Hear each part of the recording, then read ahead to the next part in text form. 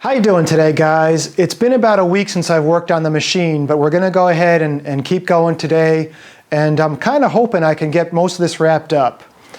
What I'm going to do first is I'm going to load the hydraulic tank with some hydraulic oil. I checked the dipstick and it's pretty much at the lowest level it should be at right now. So first we're going to fill that up. Then I'm going to go ahead and just check and make sure, double check, triple check that there's no leaks. I'm not going to film that part, but I just want to just be sure that there's no leaks so that this machine's going to last for another 19 years without at least the bucket positioning valve leaking.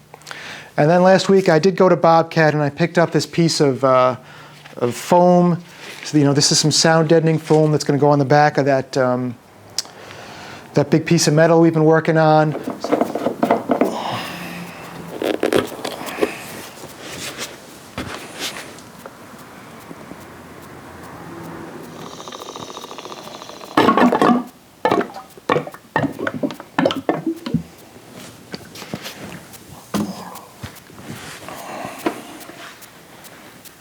That's low.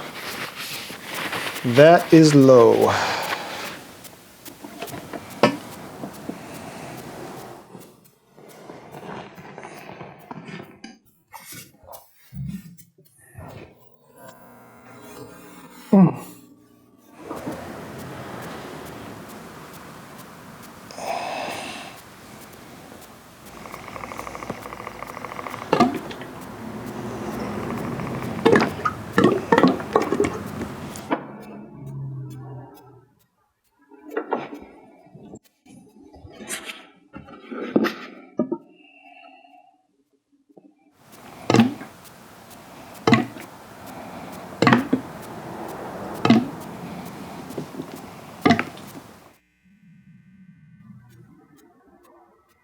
That should do it.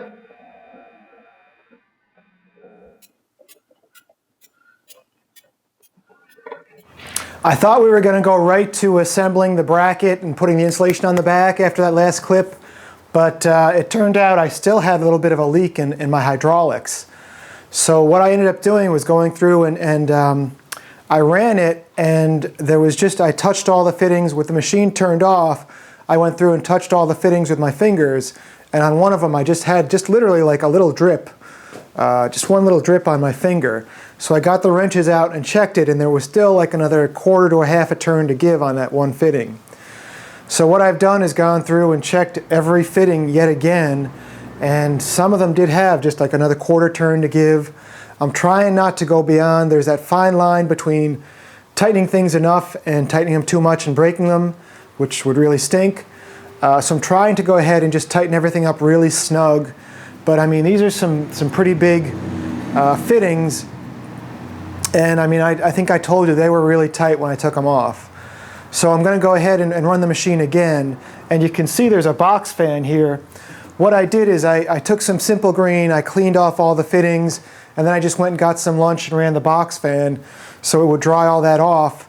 So again, I run it about 5 minutes at a time. I move it up and down, roll it forward, back, and hopefully this time when we do it, we're not going to have any issues with a leaky spot there or leaking oil.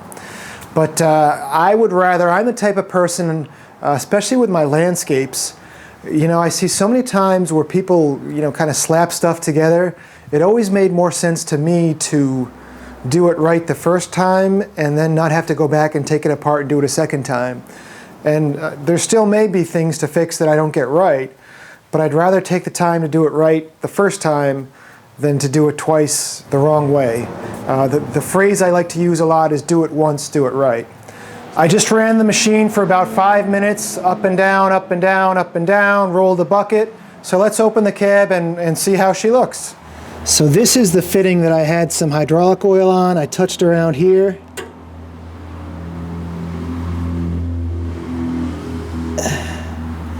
And that looks perfectly fine. Check over here.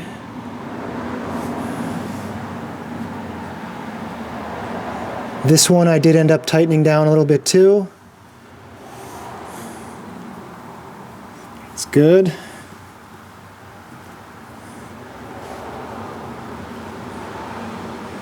Good there.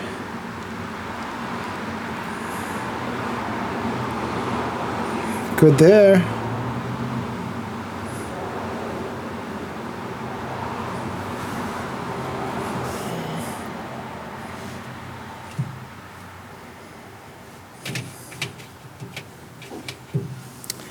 That one's dry, and then there's one under here. Right.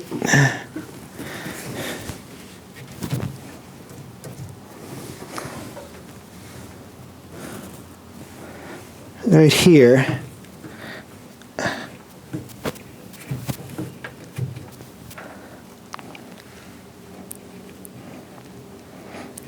This is the other fitting that I worked on.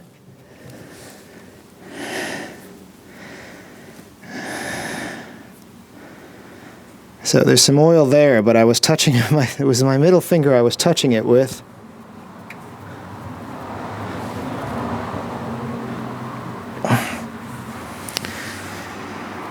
So that's fine. This finger was rubbing against the wires down there. So I think we're good to go. I made sure I checked them all really well, and I can't see how there could possibly be any oil coming out of these guys. Check these O-ring fittings too. So I think we're good to go ahead and move to the next phase, which is going to be to put the insulation on the piece of metal that goes over here.